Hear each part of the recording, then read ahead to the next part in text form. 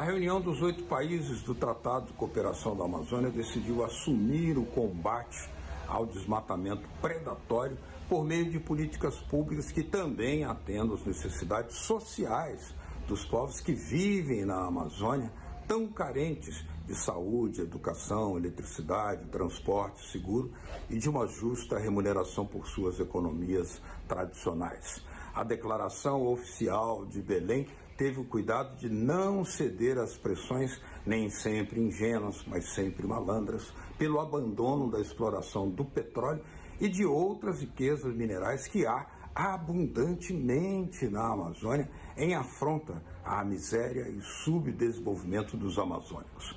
Finalmente, os 8 países decidiram atuar unidos, uma vitória política, para saírem da condição de fornecedores de matéria-prima e para rejeitarem ordens injerencistas de potências capitalistas que, por meio de falsas bandeiras ambientais, escondem o seu desejo de rapina sobre a riqueza da região. Latitude Brasil está começando. Alô, amigos e amigas do programa Latitude Brasil por Telesur. É sempre uma honra cumprir essa missão aqui nas telas de Telesur para buscar entender e decifrar tantos mistérios que o Brasil apresenta, registra e se multiplica nesses mistérios, mas que busca também saltar esses desafios para produzir uma nação cada vez mais cooperativa com o mundo. E foi isso que nós vimos a partir do que foi realizado nessa semana que passou, dos diálogos amazônicos, o encontro de Cumbre de la Amazônia, com a participação de 8 países que compõem o tratado da Organização do Tratado da Bacia da Amazônia.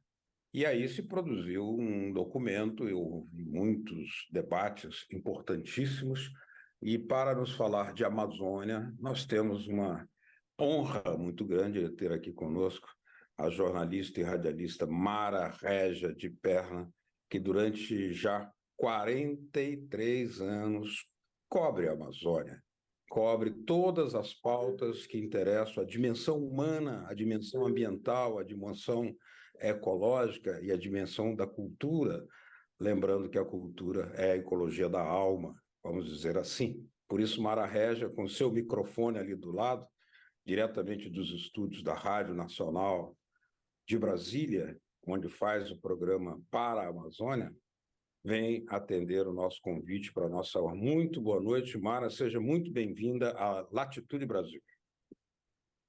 Oi, que coisa boa, que prazer enorme estarmos juntos para navegar nas ondas do rádio, né, os rios da nossa Amazônia. Somos todos Amazônia e estamos aqui imbuídos desse compromisso que foi selado na cúpula, né, de salvarmos nossas florestas, não é isso? Agora, o que se verificou, Mara, que não é uma discussão muito simples, até porque os discursos eles podem atender várias demandas, mas as políticas públicas que se fazem necessárias, e é por isso que o presidente Lula fez a convocação para que os estados dos 8 países que compõem o Tratado da Bacia Amazônica estivessem presentes, porque é a partir de uma presença de política pública que se pode, digamos, esperar realmente passos concretos. Como é que você avaliou, a partir da leitura da Carta, da Declaração da Amazônia? Bom, é importante que a gente não perca no horizonte, no cenário global, essa dimensão amazônica. A Amazônia são muitas, né? Eu tenho o privilégio de estar há mais de 40 anos viajando do Oiapoque até o Afuá, enfim, são muitos. Aqui, pelos microfones da Nacional, a gente tem o privilégio de falar simultaneamente para os 9 estados da Amazônia Legal. Então, se você está no Acre, você tem uma realidade que se distancia muito, por exemplo, do Maranhão, né? Se você está no Amapá, idem em relação ao Pará, Rondônia, então, nem se fala, são muitos os processos, são muitas as Amazônias, e no contexto da cúpula, panamazônicos são os desafios, não é? Porque como é que você vai conciliar tantos interesses, não é, para um objetivo comum? Tem que fazer muita ginástica. A leitura crítica, que inclusive as ONGs ambientalistas estão a fazer, diz respeito à ausência de uma meta concreta, um prazo, que é o que as grandes conferências sempre fazem, né? Até 2015, até 2000, bom, 2015 era quando a gente fez a conferência do clima, né? Em Berlim. Eu tive a sorte de estar lá e sentir de perto a reticência dos países árabes em abrir mão, não queriam admitir, em hipótese alguma, que os combustíveis fósseis fossem capazes de fazer esse estrago que agora a ciência está a nos mostrar com essas crises absolutamente devastadoras, crises climáticas, né? Então, vem de longe, né? Como dizem as negras, mulheres negras, movimento que trata da nossa afrolatinidade, nossos passos vêm de longe. E como, não é? Então, eu penso que todas essas organizações foram uníssonas em reclamar esses prazos, limites, até quando esperar, até quando fazer. Isso ficou na intenção. E diante da emergência que nós estamos vivendo em termos climáticos, nós não podemos nos dar a esse luxo. Eu acho que essa foi uma das principais críticas, aliada ao fato das lideranças populares terem ficado à margem, muito embora os diálogos que aconteceram 2 dias antes, em Belém, no mesmo local da cúpula, né, que reuniu esses 8 países amazônicos, e aí eles tiveram a oportunidade de discutir todas as questões que afetam diretamente essas comunidades. Só que na hora da voz, eles foram cerceados e não puderam fazer chegar tão pouco a questão do petróleo, que agora está na ordem do dia, e houve, inclusive, manifestações de rua, dizendo, não, nós não queremos mais exploração de petróleo. Então, para muitos, o Brasil e os demais países estão na contramão desse marco civilizatório que nos impõe outras formas energéticas, né? Porque sabemos que até o gás metano está sendo devidamente, digamos assim, eleito como uma forma de poluição que não cabe mais nesse nosso contexto planetário, né? Mas Ora, diante dessa, digamos, não presença de algumas demandas populares nas cartas finais, na carta final, né? Mas surgiram questões muito incisivas, né? Levantadas pelos presidentes. O presidente Lula sempre fala assim, fala-se muito em Amazônia, mas não se sabe que aqui existem milhões de seres humanos que não têm saneamento básico, não têm energia elétrica, não têm água tratada, não têm escola, não têm, enfim, posto de saúde. Por exemplo, muitos lugares da Amazônia brasileira somente viram um médico de carne e osso quando estiveram lá os médicos cubanos no programa Mais Médico. Antes era só médico de telenovela. Essa demanda, reivindicação social, esteve presente, Mara?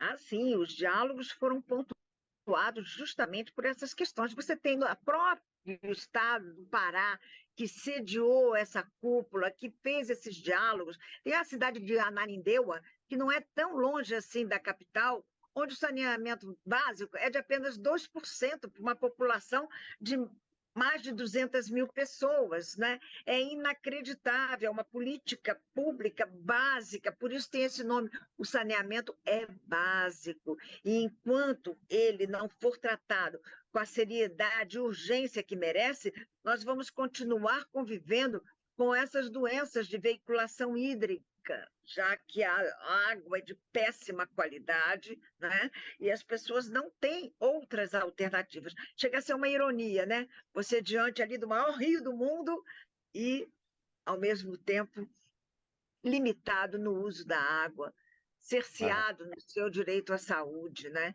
Então, eu acho que são questões cruciais, né?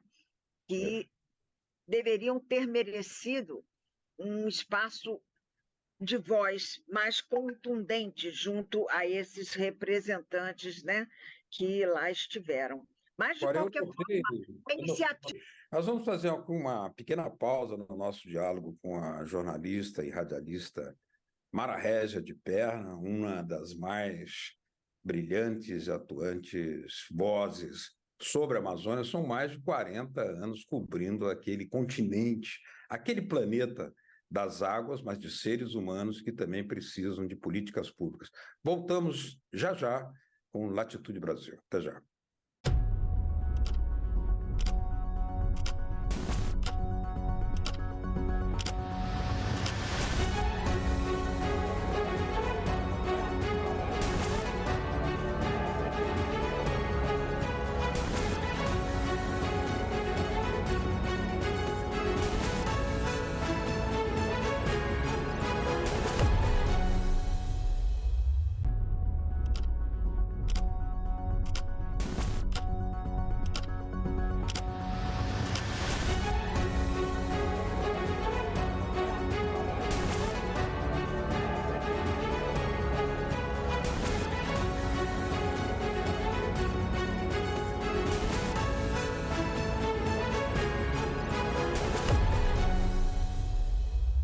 Latitude Brasil hoje conversa com uma das vozes mais amazônicas que o Brasil já produziu pelo rádio. Um rádio que se escuta em cada sombra da Amazônia, em cada rio, em cada igarapé, que é a voz de Mara Régia de Perna, uma jornalista, escritora e também radialista das mais conhecidas naquele planeta das águas, e que está aqui conosco em Latitude Brasil para falar dessa última cumbre, essa cúpula da Amazônica que produz uma série de intentos, de tentativas de respostas para os dilemas que aquela região vive. Não é o dilema só do desmatamento.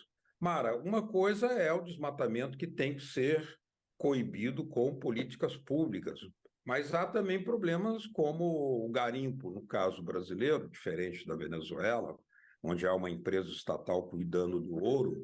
Aqui o garimpo está praticamente controlado pelo crime organizado. Os madeireiros não têm uma legislação e uma fiscalização que possam obedecer a um critério de sustentabilidade. Coisas dessa natureza estão a ocorrer, mas há diferenças de país para país. Mas no caso brasileiro, que tem a maior parte da Amazônia, como é que você analisa esse drama essencial que envolve, coloca em risco a vida das populações ribeirinhas da Amazônia? Pois é. A cultura do fogo é muito entranhada, até na limpeza do terreno, né? Aqui e ali você tem notícia de um incêndio florestal provocado justamente porque o sujeito foi lá catar as folhas, colocou fogo e perdeu justamente o controle das chamas, né? Eu mesma uma vez estava no Pará, no interior, e fui cercada pelo fogo, porque inadvertidamente alguém foi queimar o lixo, né? Foi queimar as folhas para fazer plantio. Inclusive, falta informação, educação, né? Porque esse é o vazio, é o grande vazio. Nós parece assim ironia, né? Porque nós estamos na era da infodemia, uma verdadeira pandemia de informação para todos os cantos, para todos os lados, mas cadê a informação voltada para a educação? Você sabe que por mais de 10 anos eu trabalhei no projeto Proteger, justamente identificando lideranças que pudessem sensibilizar seus pares no sentido de não usarem o fogo com essa irresponsabilidade, digamos assim, sem tentar vê-los, fazê-los entender a gravidade dessas chamas no empobrecimento do solo e uma série de outras questões que nós trabalhamos desde aquele mega incêndio que consumiu grande parte do estado de Roraima no início dos anos 90. Então, eu penso que a gente precisa ter realmente uma política voltada para esse setor de informação e educação e, ao mesmo tempo, a gente não pode excluir do nosso horizonte a gravidade, a emergência, porque a Amazônia está à beira do ponto do não retorno. E aí? Não é? Isso é muito grave. Daí, essa situação toda que as ONGs reclamaram, porque aflitas justamente com os níveis de devastação jamais experienciados na região. Então, nós não podemos, de forma alguma, fechar os olhos para essa necessidade de uma atitude, né? Nós tivemos agora, o governo Bolsonaro deu ao luxo de abrir mão do Fundo Amazônia, a duras penas conquistado, um fundo que bancou o projeto ARPA, fundamental para toda a população que vive nas reservas, sejam elas reservas extrativistas. Eu mesma estive lá em Apuí, um município do Amazonas muito devastado, porque é preciso lembrar também que desde a era dos militares, com aquela ideia de integrar para não entregar, fez aquela transamazônica que jamais se deixou vencer. Parece que as árvores fazem a revanche quase sempre, porque você não consegue manter aquela estrada de uma forma, digamos, que garanta a mobilidade das pessoas, que possa fazer transitar e escoar, inclusive, uma produção de açaí. O pessoal produz feijó, por exemplo, no Acre, produz o maior e melhor açaí do mundo, uma coisa maravilhosa. Mas o pessoal fica ali sofrendo, porque as estradas são muito frágeis, as inundações, a condição de trafegabilidade ali é total. Então, E você por sente... falar em transporte, Mara, uma das questões é que há risco de vida para as populações da Amazônia, porque não há uma empresa de navegação com segurança, há acidentes completamente naufrágios constantes, que aquela população tem a sua vida muito desvalorizada ao mesmo tempo, nós temos um outro problema que é a legislação trabalhista, porque muitos desses meninos coletores do açaí não têm escola. Então, eles não podem estudar, eles vivem ali com o risco de uma queda daquelas árvores altíssimas para produzir apenas um açaí que vai ser desvalorizado no seu preço na origem e supervalorizado no final. Eles não ganham nada, não têm a remuneração adequada. E outra coisa que o próprio presidente Lula chamou a atenção é que nós, esses países amazônicos, não queremos e não devemos apenas serem exportadores eternos de matéria-prima. Nós também temos o direito a exportarmos e a produzirmos bens industrializados e manufaturados, né? Como é que você vê todos esses dilemas ao mesmo tempo? São muitos, né? Bom, você está falando, eu estou me lembrando também da questão da seringa, né? Importante lembrarmos desses nossos heróis da floresta, dentre eles Chico Mendes, que esse ano haverá de ser, digamos, lembrado, e mais do que lembrado, terá a sua trajetória revisada numa ação coletiva e muito simbólica. Você deve saber dos empates, né? Os empates sempre foram a resistência dos seringueiros, a tomada de suas terras, a invasão da grilagem, né? E vai ter a retomada do empate. Então, esse é o grande eixo forte das comemorações em torno dos 35 anos da morte de Chico Mendes, né? São lembranças, entrega do Prêmio Chico Mendes de Meio Ambiente e por mais incrível que pareça, depois de tanta luta, uma luta que custou a vida do herói da floresta, você vê hoje essas resexes, que foi o sonho mais cobiçado, mais, digamos assim, desafiador de toda aquela população, está sendo destruído. Por quê? Porque, inclusive, você veja a falta que faz uma política pública. No governo de Dilma Rousseff, nós tivemos lá a fábrica de camisinhas, usando látex do seringueiro, né? E isso distribuía mais de 10 milhões de camisinhas Brasil afora, né? Fruto desse trabalho extrativista e da manipulação dessa borracha na fábrica que lá está em Chapuri, hoje transformada num elefante branco, porque ela, no governo Bolsonaro, por motivos óbvios, foi totalmente vilipendiada, fechada, e os seringueiros estão lá à míngua. Aí o sujeito fica ali, na iminência de quê? Vou botar gado, né? E viva o boi. Então, assim, essas resexes estão sendo paulatinamente ameaçadas, né? Tanto quanto as terras indígenas pelo garimpo insano, não é? Eu até ouvi de uma pescadora, Deus nos livre da ganância humana, né? Porque essa questão do ouro, então, é gravíssima, porque você não tem lastro para saber de onde é que vem essa aliança que eventualmente você possa estar no dedo. Não é o meu caso, porque eu não sou mais casada, não gosto nem muito de joias, mas enfim, gosto só das biojoias da Amazônia, feitas de jarina, que é o marfim vegetal, e isso me encanta sobremodo. São muitos os artesãos valorosos da nossa Amazônia. E o que falar, Mara, os temas relacionados, por exemplo, a Amazônia é a maior farmácia natural, tesouro farmacêutico a céu aberto do mundo, mas as pesquisas que estão sendo feitas ali por alguns laboratórios, de forma encoberta, escondida, não beneficiam o povo da Amazônia, beneficiam os países industrializados, as empresas farmacêuticas que poderão rapinar toda essa riqueza.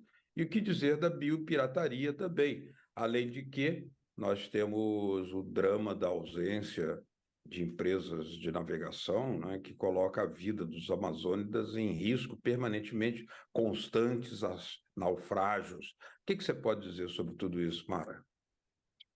Bom, eu acompanhei muito de perto a campanha O Cupuaçu é Nosso, por volta dos anos 2015, não, 2000, por aí.